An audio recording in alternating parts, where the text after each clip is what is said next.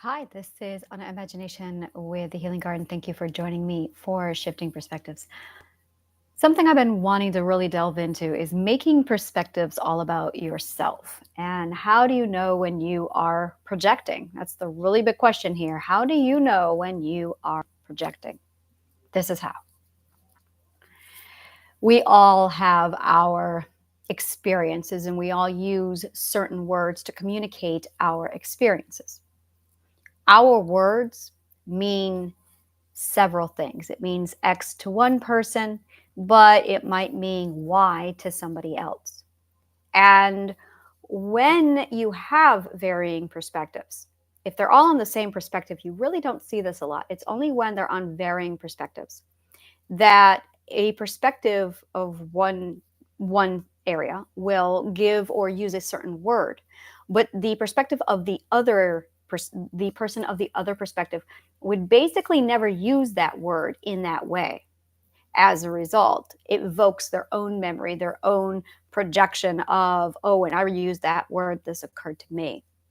For instance, if you are an eighth perspective and you are talking about your ethics, somebody who has been abused by their ethics would take that information as being arrogant or conceited, because in other perspectives, ethic talk is abusive or banned. So they associate talking about your ethics with bragging about your ethics and being pompous and arrogant. That is very much a fourth perspective mindset.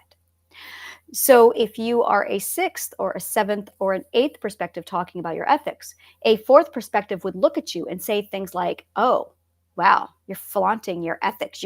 There's no flaunting here. Flaunting is linked to motive.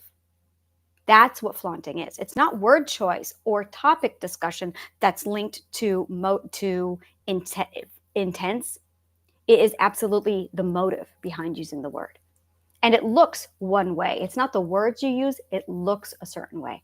So when somebody is accusing you of being something you're not, it's because you are on a topic that they cannot talk about in their own perspective. Now, this is only ever going to go one way. Only one way. If somebody of a more evolved ethic, like a 7-6, says something and the other perspectives see it, these perspectives will immediately classify that as arrogant. These ones will never classify theirs as arrogant. And the reason why is because these perspectives understand these perspectives. They've been there. It's the word arrogance or conceit is when you have somebody who does not understand the we need to go over labels, because really anytime someone does any kind of name calling or labeling, it's because there's a perspective gap. They do not quite understand what's going on in between the different perspective gaps. So when somebody brings up a topic that makes you sensitive, it's because, well, you're sensitive because you're hearing a topic that you've been conditioned to think is bad for you, is dangerous, is a taboo. So a person at the fourth perspective will have a list of topics that are not to be discussed. And people at the second perspective will have a list of topics that they're not supposed to discuss.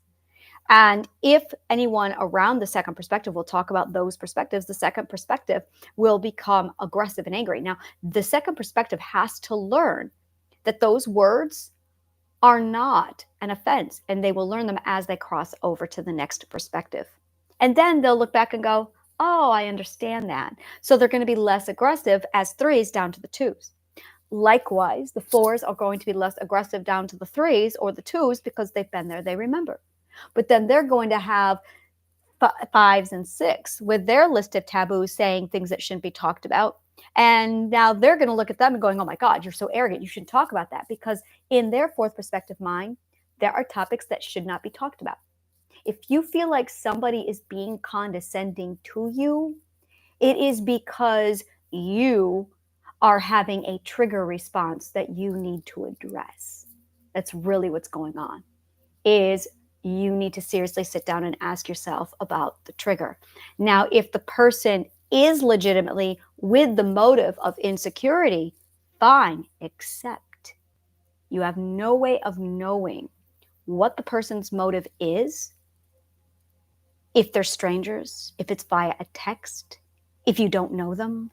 So, especially from a stranger, 100% from a stranger, if you cannot read the situation properly and you're just assuming that it's X, and first of all, every time you assume or guess at anything you read on the internet, it is 100% you internalizing your interpretation of that.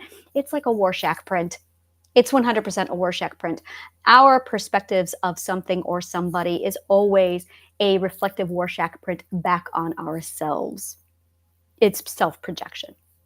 100%.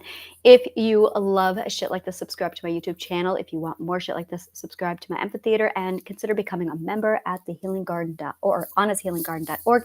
The link is below. Start with get your healing journey plan today. Thank you, and may the kindest of words always find you.